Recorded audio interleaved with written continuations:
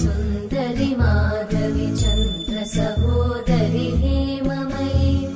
मुनिगणवन्दित मोक्षप्रदायिनि मञ्जुळभाषिणि वेदनुते पङ्कजवासिनि देव सुपूजित सद्गुणवर्षिणि शान्तियुते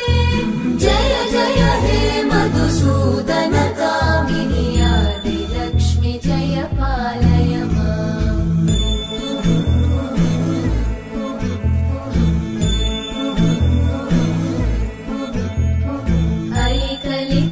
ऐकलिकल्मषनाशिनि कामिनि वैदिकरूपिणि वेदमये क्षीरसमुद्भव मङ्गलरूपिणि मन्त्रनिवासिनि मन्त्रनुते मङ्गलदायिनि अम्बुजवासिनि देवगणाश्रितपादयुते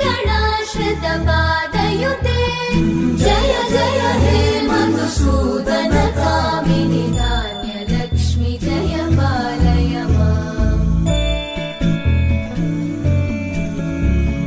जय वरवर्णिनि वैष्णवि भार्गवि मन्त्रस्वरूपिणि मन्त्रमये